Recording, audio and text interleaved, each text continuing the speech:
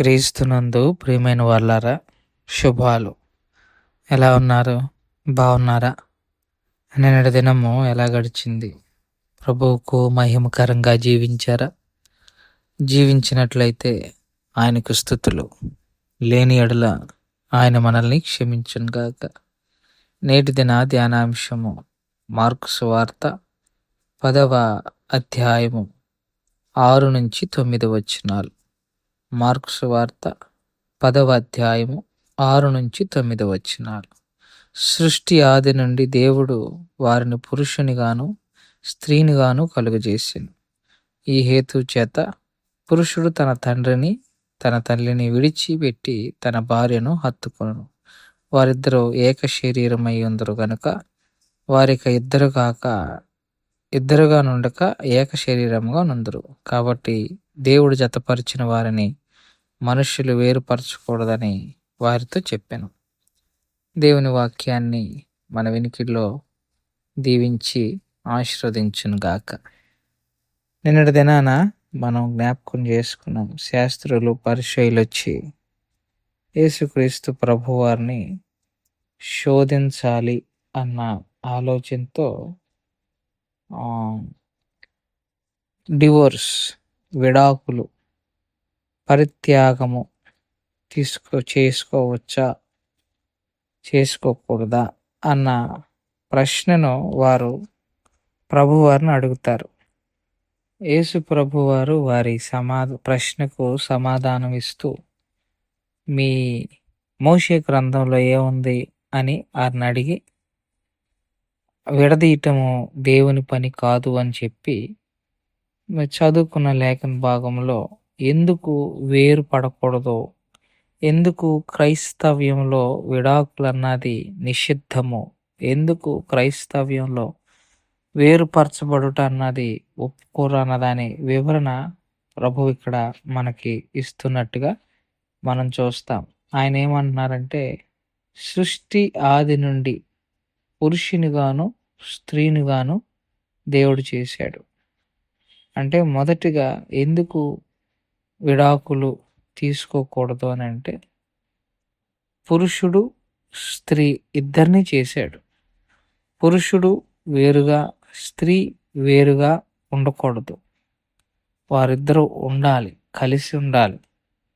వారిద్దరూ వేరుగా ఉండటము దేవునికి ఇష్టం లేదు. సో మొట్టమొదటి కారణం ఏంటంటే, వారు ఒంటరిగా ఉన్నారని వారిని జతపరిచినప్పుడు వారు వేరవటం అన్నది క్షేమకరమైంది కాదు. మొదటి కారణం. రెండవ కారణము బలం. ఆ వివాహ వ్యవస్థకు ఉన్న బలం. అందుకే అది వేరు అవ్వకూడదు. చదవబడిన లేఖన భాగంలో, ఇందు నిమిత్తమే పురుషుడు తల్లిని విడిచి తన భార్యను హత్తుకొనును అని అంటాడు.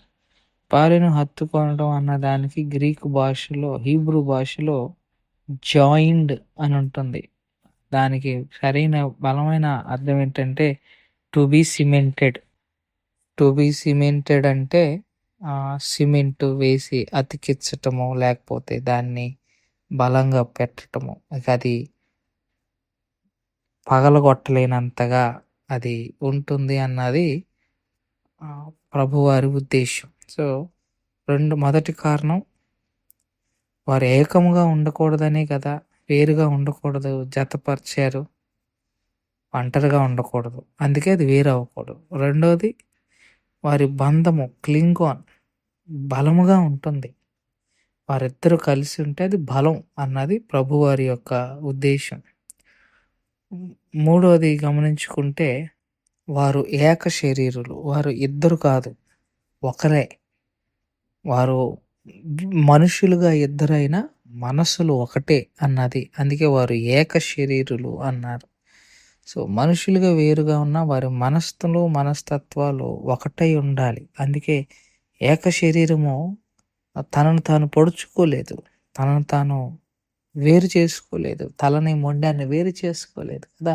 వారు ఏక శరీరులుగా ఉన్నప్పుడు వారు హత్తుకున్నారు.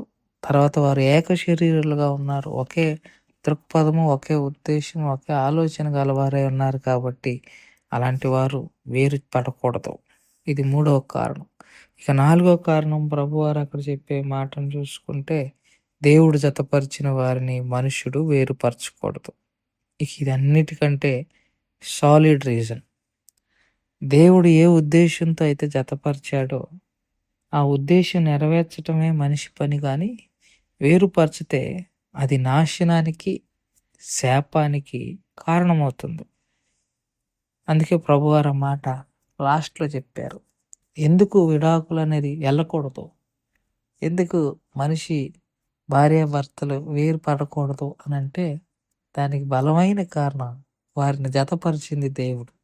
దేవుడు జతపరిచిన వారిని మనుష్యుడు వేరు చేయకూడదన్నది ప్రభువారి యొక్క ఉద్దేశం. అందుకే జీవగ్రంథము విడాకులను ఇప్పటికీ ప్రోత్సహించదు. మనుష్యులు దాన్ని ఒక బలమైన బంధంగా తీసుకోవాలన్నది ప్రభువారి యొక్క ఉద్దేశం. అట్టి మనస్తత్వం కలిగి మనం కూడా జీవించాలని మనవి చేసుకుంటూ ఈ మాటలను ఇంతటితో ముగించుకుంటున్నాను. దేవుడు దీవించి ఆశీర్వదించును గాక. ప్రార్థన చేసుకుందాం. మమ్మల్ని మిక్కిలిగా ప్రేమించిన మా ప్రియ పరలోకపు తండ్రి, మీ పాదాలకు స్తోత్రాలు. చెప్పబడిన వాక్యాన్ని బట్టి మీకు స్తోత్రాలు. విన్న వాక్యం మా హృదయంలో భద్రపరుచుకొని వాక్యానుసారంగా జీవించగలిగిన కృపాభాగ్యం నాకు మాకు అందరికి దయచేయమని యేసుక్రీస్తు ప్రభు వారి పుణ్యనామములో అడిగి వేడుకుంటున్నాం తండ్రి. ఆమెన్. God bless you.